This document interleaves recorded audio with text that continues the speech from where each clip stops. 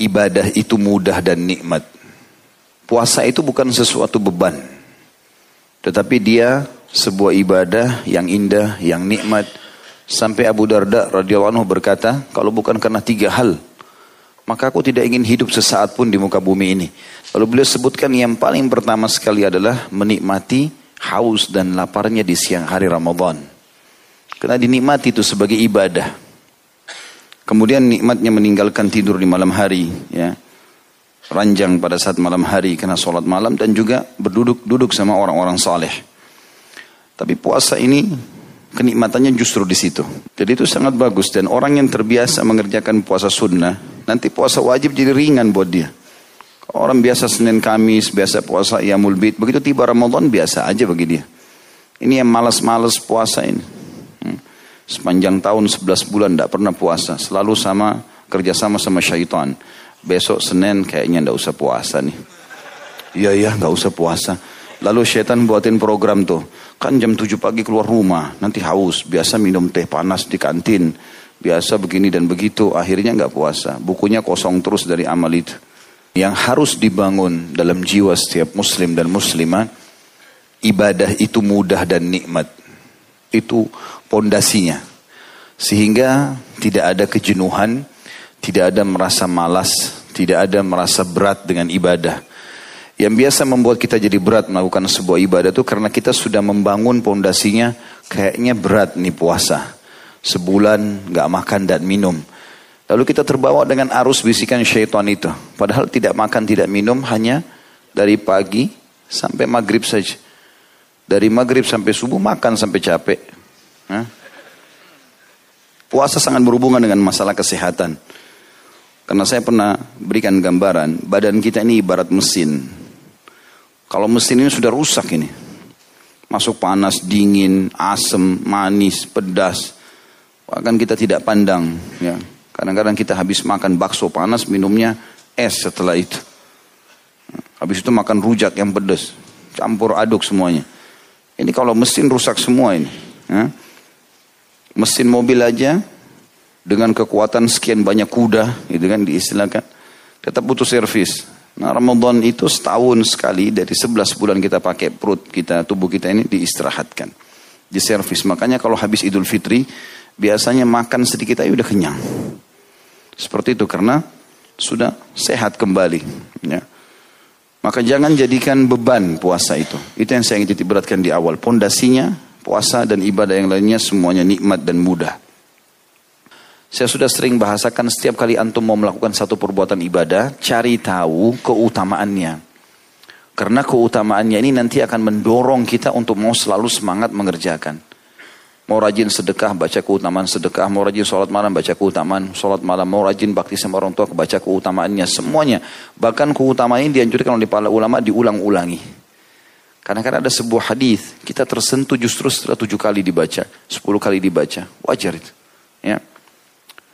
Nah keutamaan puasa yang pertama yang kita bisa dapatkan adalah hadis riwayat Ahmad nomor 15.844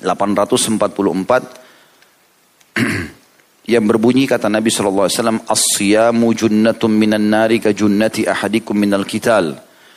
Puasa itu adalah perisai dari neraka sebagaimana perisai salah seorang di antara kalian untuk perang. Ya, untuk perang. Artinya perisai itu sangat berguna sekali di zaman dulu. Lemparan panah, lemparan tombak, sabetan pedang, semua bisa ditangkis dengan perisai. Ya.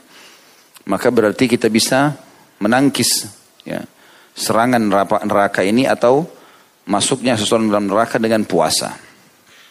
Dari ini bahasa kiasan yang sangat luar biasa, tinggi sekali maknanya. Artinya betul-betul kita akan tertameng dari api neraka hanya dengan puasa itu. Sebagaimana juga nanti kita lihat bahwasanya satu hari puasa di jalan Allah, sunnah atau wajib, itu akan menyebabkan kita dijauhkan dari api neraka sejarak 70 tahun. Itulah hadis setelahnya. Hadis yang diriwayatkan Imam Bukhari nomor 2840 dan Imam Muslim 1153. Barang siapa yang berpuasa satu hari di jalan Allah yang maha suci dan maha pemurah, maka Allah akan menjauhkan wajahnya dari neraka disebabkan puasa hari itu sejauh perjalanan 70 tahun. Ya, dan ini keutamaan yang luar biasa kata ulama. Baik itu puasa sunnah ataupun puasa wajib. Dan memang ibadah itu teman-teman seperti bola salju. Harus selalu digulirkan. Nanti dia makin besar, makin besar, makin besar. Kalau masih ingat dulu contoh rasional saya katakan, kita ini sama syaitan seperti orang yang lomba lari. Kalau antum tetap di garis start, syaitan di sebelah kita, dia bisa membuat kita ini tidak semangat. Seperti kalau musuh sebelah kita, kamu lemah, kamu nggak kuat, kamu pasti kalah. Kita terganggu dengan itu. Dan dia leluasa melakukan, bahkan dia bisa menusuk, bisa menendang, bisa menarik kita. Karena kita nggak lari-lari nih. Tidak memulai ibadah itu. Kalau antum sudah mulai Senin, Kamis, puasa, sudah mulai masuk Ayyamul Bid, itu seperti orang yang sudah mulai lari. Musuh kita kalau dia tidak lari juga mengejar kita, dia nggak bakal dapat kita kan. Maka dia mulai berlari, tapi beda godaannya orang yang sedang berlari dengan orang yang diam di tempat. Kalau orang berlari, dia teriak, kadang-kadang kita dengar, kadang-kadang tidak. Bisa dia jangkau, bisa tidak. Kalau antum lebih cepat larinya, maka dia nggak bisa jangkau itu. Maka ibadah harus mulai dilakukan. Kalau enggak kapan?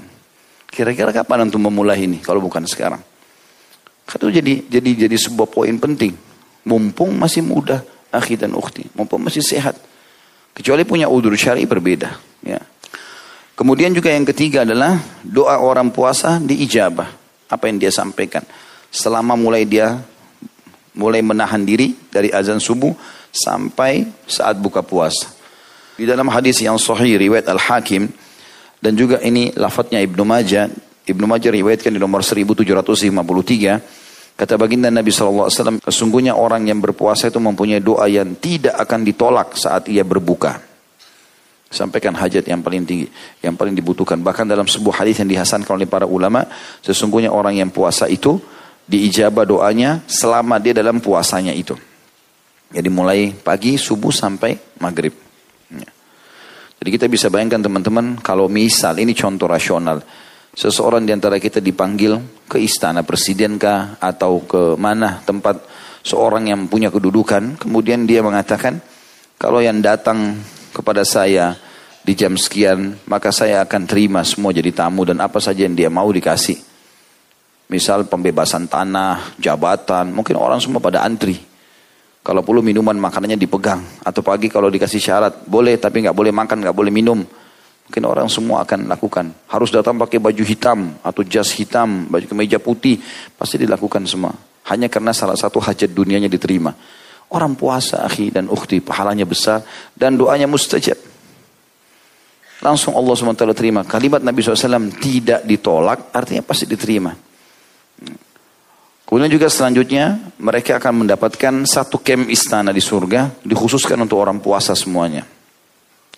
Sebagaimana dalam hadis Bukhari di nomor 1896 dan Imam Muslim juga menyebutkan di nomor 1152. Inna fil jannati baban yuqalu lahu ar-rayyan yadkhulu minhu as-sha'imuna yawmal qiyamah la yadkhulu minhu ahadun ghairuhum yuqalu ayna as-sha'imun fayaqumun la yadkhulu minhu ahadun ghairuhum fa idza dakhalu ughliq falam yadkhul minhu ahad. Sesungguhnya di dalam surga itu terdapat sebuah pintu yang disebut Ar-Rayyan.